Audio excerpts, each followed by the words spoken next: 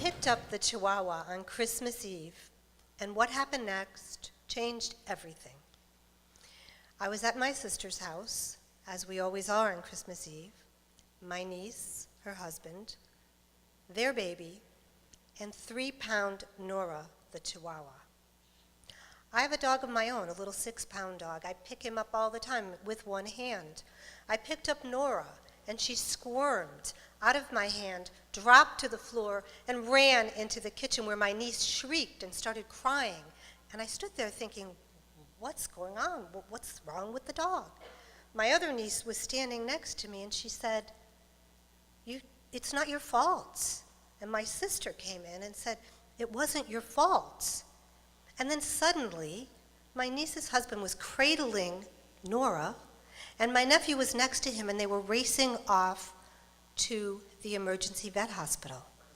And I thought, oh, I don't understand. Why don't they wait a few minutes and see if there's something really wrong with the dog? So I did the only thing that I could think of doing in that moment. And I said to my niece's husband, let me go. Let me take the dog to the vet. You stay here with the baby. And he said something back to me that made me feel like I was a horrible person, a villain. I had done some terrible thing. To this day, I don't remember what it was because I just shut down and my back went up. And I turned to my boyfriend and I said, we need to go. And so we picked up our bags and we left. I got into the car and I said to him, what just happened? Christmas Eve just got ruined. I went home, went to bed, and I couldn't sleep. I kept thinking, what if the dog dies in the night? The next morning, Christmas, I was hosting Christmas at my house. So I got up and the very first thing I did was to text my niece. How's Nora? She's okay. We're on our way to pick her up now. Oh, thank God, I texted back. That's the best news I could hear. And I feel so terrible about this. A little while later, I texted my sister, and I'm very close to my sister and my niece. She's my eldest niece, and I've been at every event in her life since the time she was a baby, every graduation, her wedding, everything. And so I texted my sister, and I said, I hope we can put last night behind us and enjoy Christmas together today. I'm so happy that Nora's okay.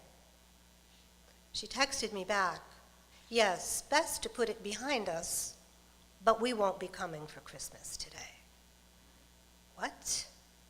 I couldn't believe it. My mother, who was then 85 and this was her first Christmas after having double bypass and open heart surgery and a valve replacement, came to the door with all of her packages for Christmas and the gifts. And I told her, she said, they're not coming, why? I said, Mom, I don't know, I guess it's about the dog. My brother arrived with his family, and they didn't ask where my sister and her family were, so they knew. But we carried on, and we had Christmas as we always do. We opened our presents, we had dinner, we had wine. There just weren't as many people. So a couple of days after New Year's, I got an email from my niece. Dear Auntie Maureen, I hope you had a happy New Year. The vet bills for Nora were an unexpected expense. I would appreciate it if you reimburse us. Again, I'm in shock. There were all these attachments to the email, and I opened them. One said it was from the emergency vet hospital, high price, low price. I couldn't even tell how much the bill was.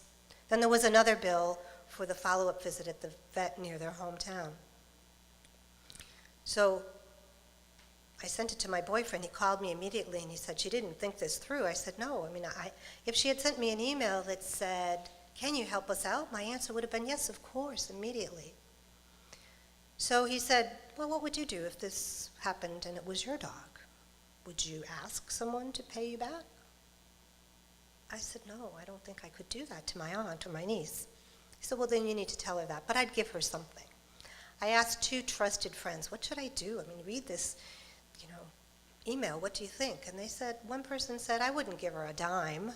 And the other person said, give her $100, maybe $200, just to preserve your relationship.